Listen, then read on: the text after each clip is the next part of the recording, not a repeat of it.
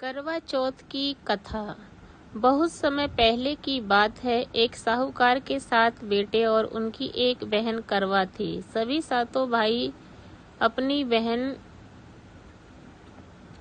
बहन से बहुत प्यार करते थे, यहाँ तक कि वे पहले उसे खाना खिलाते, उसके बाद स्वयं खाते। एक बार उनकी बहन ससुराल से मायके आई हुई थी। शाम को भाई जब अपना व्यवसाय बंद करके घर आए तो देखे उनकी बहन व्याकुल थी। सभी भाई खाना खाने बैठे और अपनी बहन से भी खाने का आग्रह करने लगे, लेकिन बहन ने बताया कि उसका आज करवा चौथ का निर्जल व्रत है और वह खाना सिर्फ चंद्रमा को देखकर उसे अर्घ्य देकर ही खा सकती है। चूंकि चंद्रमा अभी तक निकला है, इसीलिए वह भूख प्यास से व्याकुल हो रही है। सबसे छोटे भाई को अपनी बहन की हालत देखी नहीं जाती और वह दूर पीपल के पेड़ पर एक दीपक जलाकर चलनी की ओट में रख देता और दूर से देखने पर वह ऐसे प्रतीत होता कि वह जैसे चतुर्थी का चांद उदित हो रहा है। इसके बाद भाई अपनी बहन को बताता है कि चांद निकल आया, तुम उसे अर्घ्य देने के बाद भोजन कर सकती हो। बहन खुशी के मारे सीढ़ियों पर चढ़कर चांद को देखती है, उसे अर्घ्य देकर खाना खाने बैठ जाती है। वह पहला टुकड़ा मुंह में डालती है तो उसे छींक आ जाती है, दूसरा टुकड़ा डालती है तो उसमें बाल निकल आता है और जैसे ही तीसरा टुकड़ा मुंह में डालने की कोशिश करती है, उसके पति की मृत्यु का समाचार उसे मिलता है। वह बौखला जाती है। उसकी भाभी उसे सच्चाई से अवगत कराती है कि उसके साथ ऐसा क्यों हुआ। करवा चौथ का व्रत गलत तरीके से टूटने के कारण देवता उसे नाराज हो गए और उन्होंने ऐसा ही किया।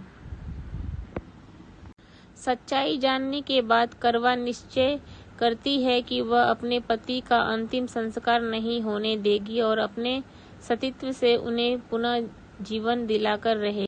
वह पूरे 1 साल तक अपने पति के शव के पास बैठी रहती है, उसकी देखभाल करती है। उसके ऊपर उगने वाली सुई नुमा घास को वह एकत्रित करती जाती है। 1 साल बाद फिर करवा चौथ का दिन आता है। उसकी सभी भाभियां करवा चौथ का व्रत रखती हैं। जब भाभियां उससे आशीर्वाद लेने जाती हैं तो वह प्रत्येक भाभी से यम सुई ले लो, प्रिय सुई दे दो, मुझे भी अपनी जैसी सुहागिन बना दो, ऐसा आग्रह करती है। लेकिन हर बार भाभी उसे अगली से आग्रह करने चली जाती है। इस प्रकार जब छठे नंबर की भाभी आती है तो उसे करवा उससे भी यही छोटे भाई की वजह से व्रत टूटा था, अतः उसकी पत्नी में ही शक्ति है कि वह हमारे पति टूटा था। अतः उसकी पत्नी शक्ति की वजह से तुम्हारा पति दोबारा जीवित कर सकती है, इसलिए जब वह आए तो तुम उसे पकड़ लेना और जब भी वह तुम्हारे पति को जिंदा न कर दे उसे छोड़ना नहीं, ऐसा कह के चली जाती है। सबसे अंत में छोटी भाभी आती है। करवा ने उससे भी सुहागिन बनने का आग्रह करती है, लेकिन वह टालमटोली करने लगती है। इसे देखकर जोर से पकड़ लेती है। भाभी उसे छुड़ाने के लिए नोचती खसोटती है, लेकिन करवा नहीं छोड़ती। अंत में उसकी तपस्या को देखकर भाभी का पसीना पसीज जाता है और छोटी उंगली को चीखकर उसमें से अमृत उसके पति के मुंह में डाल देती है। करवा पति तुरंत श्री गणेश कहता हुआ उठता है।